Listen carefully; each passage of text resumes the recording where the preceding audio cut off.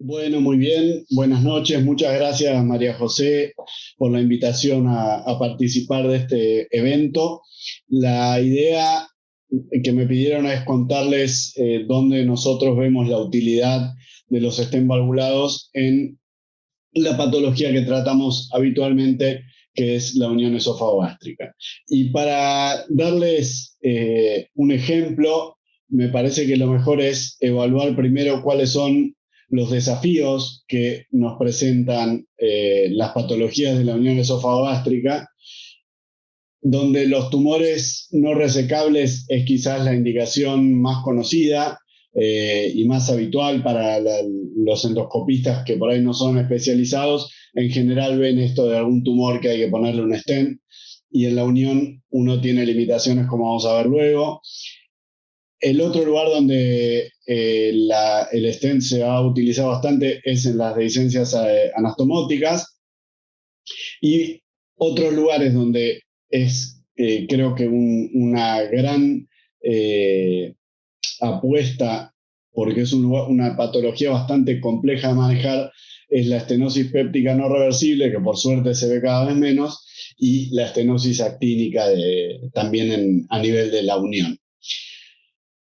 Todas estas patologías que les mencioné tienen una cantidad de limitaciones, pero principalmente es que los stents colocados en el tercio inferior no son bien tolerados porque así como permiten el paso hacia abajo, permiten el paso hacia arriba, y la verdad es que son muy mal tolerados por el reflujo. Y muchas veces es peor el remedio de la enfermedad, porque ponemos los stents y después tenemos que sacarlos porque los pacientes se aspiran o tienen algún problema por el reflujo.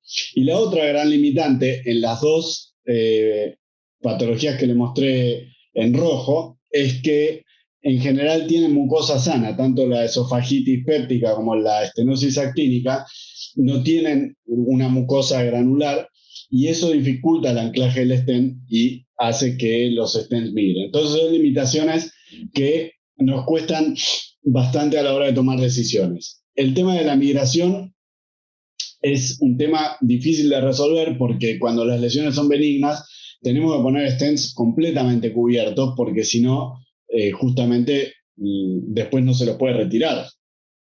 Y por eso la lesión benigna presenta ese desafío.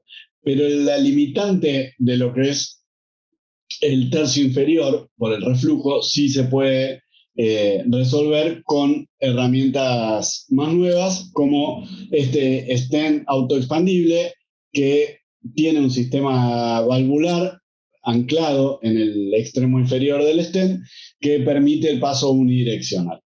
Eh, no es el único stent valvulado, hubo algunos otros. Mi experiencia anterior no fue muy buena, las válvulas solían trabarse bastante.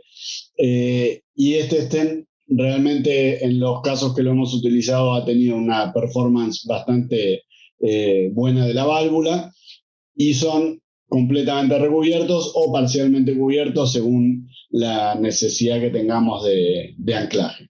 Pero me parece que la mejor manera de mostrarles es justamente con casos concretos y reales.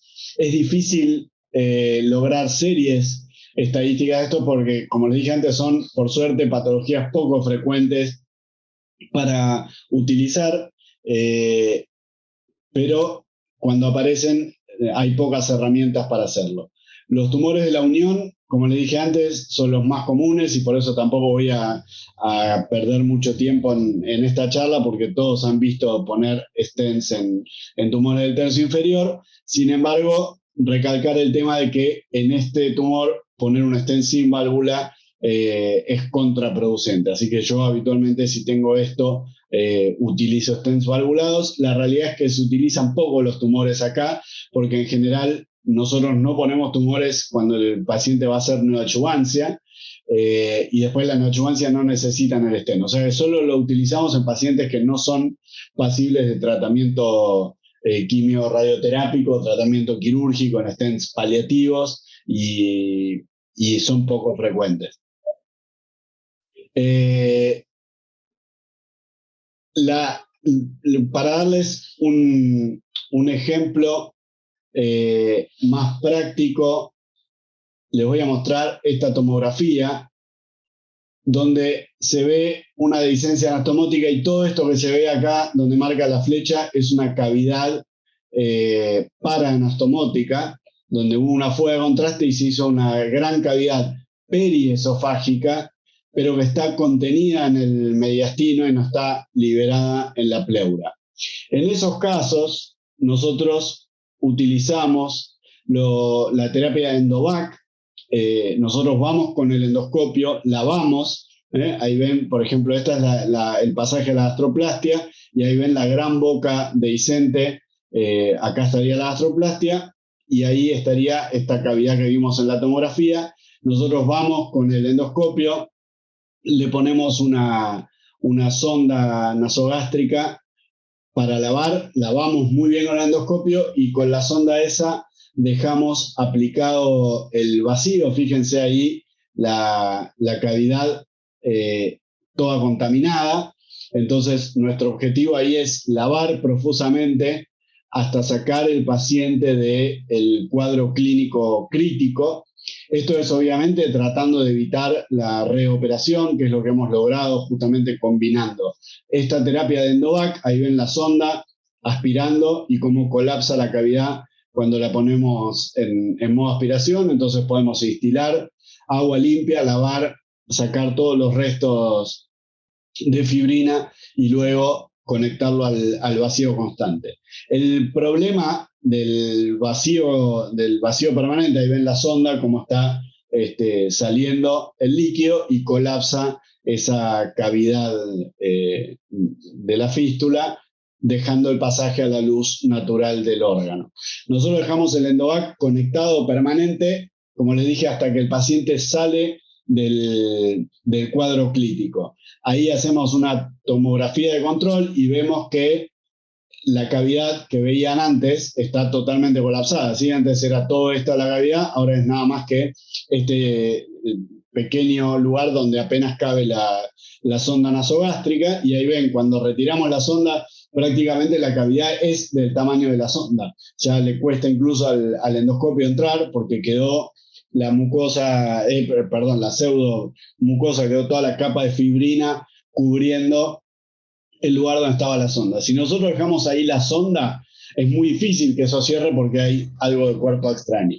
Entonces hacemos esto que lo estamos publicando ahora, hemos ya mandado el paper que se llama, lo hemos llamado terapia de postas o relay therapy, que es justamente uno hace el Endovac y le pasa la posta al stent para que el stent colapse esa cavidad que queda y termine de granular solo, y el paciente ya puede volver a una vida más normal y no depender de los cambios de sonda que son mucho más incómodos que tener un stent puesto.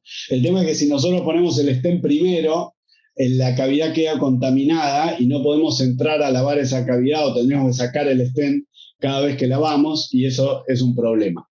Porque hay algunas publicaciones que hacen, que ponen el stent y el Endovac al mismo tiempo, pero sacar el stent para poder lavar la cavidad es bastante incómodo, hay que usar más de un stent, es mucho más costoso también, y realmente encontramos que con esta terapia de postas es bastante más efectivo, porque es habitual que uno tenga que volver a la cavidad que está controlando con Endovac para limpiarla un poco. Los pacientes generalmente pueden retener un poquito más de secreción purulenta y necesitan lavados. Entonces, por eso creemos que el stent después del Endovac es una buena opción.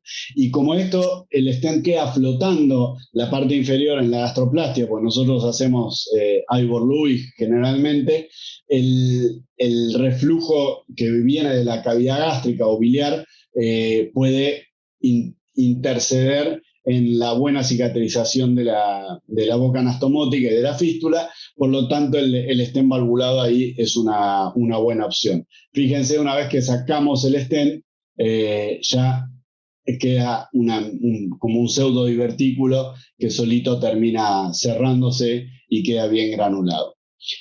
El otro caso, la otra aplicación que les comentaba es las estenosis pépticas. En general, como le dije antes, cada vez son menos los pacientes que vemos con esto porque la llegada de los IVP hace unas décadas impidieron que los reflujos llegaran a estos estadios, pero todavía vemos pacientes como esta, que con reflujo de 30 a 40 años aparecen con estenosis pépticas difíciles de manejar, no revierten, son pacientes que muchas veces ya no son ni siquiera candidatos a cirugía antirreflujo, o que si lo son, primero hay que dilatarlos y lograr una luz adecuada antes de hacer una terapia antirreflujo definitiva. Y en esos casos utilizamos el stent, como ven ahí, ahí no se llega a ver la válvula, pero la válvula está ahí y eso hace que el paciente no tenga reflujo. Esta paciente no podríamos nunca ponerle un stent común porque el extremo distal queda en el estómago y se ahogarían de reflujo. Luego, a los 2 meses, hicimos la extracción del stent y ahí ven cómo la boca que antes era chiquita quedó con una buena luz, y esta paciente hoy está ya sin el stent, con buen control con IVP, sucralfato y libre de disfagia, con lo cual pudo volver a comer y no usar más la sonda de alimentación. Y estos casos creo que son los más desafiantes de todos, porque no solo necesitan de un stent, sino que además necesitan muchas veces de intervencionismo terapéutico más complejo. Fíjense, este paciente tenía una terapia radiante intensa por un tumor de cardias. Las biopsias venían negativas, pero el esófago estaba completamente ciego, sellado, absolutamente sellado, no había pasaje. Entonces fuimos por la gastrostomía y por el esófago, y bajo visión directa desde la gastrostomía y por arriba el endoscopio hicimos una terapia de rendezvous, y cortando con un cuchillo fuimos cortando todo el área actínica hasta obtener nuevamente una luz entre el esófago y el estómago, y ahí pasamos el stent, que acá se ve perfectamente la válvula, ¿eh? Entonces esta parte inferior queda en la cavidad gástrica, acá estamos viendo desde el estómago, no desde arriba, y la válvula queda ahí, y ahí ven la vista desde el esófago por arriba, también llegando a la válvula acá. Lo mismo, este paciente pudo volver a comer normalmente y no aspirarse con el reflujo, con lo cual es una muy buena alternativa para estos casos complejos. Así que yo creo que, para no ahondar más en tiempo, puntualmente la unión esófago-gástrica o las gastroplastias, las anastomosis esófago-gástricas en una gastroplastia, son indicaciones muy precisas de stent valvulado cuando uno requiere usar el stent. Como les digo, no es la indicación más común usar el stent, pero en todos estos casos el stent marca una diferencia, y si no fuera valvulado no lo podríamos usar. Así que con esto agradezco nuevamente la invitación y dejo abierto para preguntas en el panel cuando la coordinadora lo considere. Muchísimas gracias.